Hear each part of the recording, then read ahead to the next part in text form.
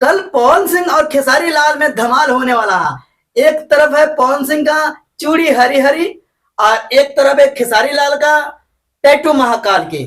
इन दोनों में कल देखना है किसका नंबर 1 ट्रेंडिंग पे जाने वाला है गाना, और दोनों के न्यूज चैनल पे आया हुआ है। ठीक है, अब ये देखना है प्यार और दुलार किसके गाने पे मिल रहे हैं ज्यादा से ज्यादा, किसका गाना नंबर 1 ट्रेंडिंग पे जाएगा सबसे पहले।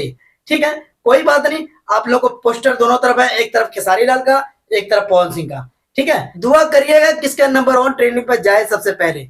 मैं तो चाहता हूं दोनों का नंबर 1 ट्रेंडिंग पे जाए, दोनों को प्यार दुलार दें, किसी को कम किसी को ज्यादा ना दें, सबको प्यार दें। ठीक है, क्योंकि ये दोनों भोजपुरी के कलाकार सुपरस्टार हैं।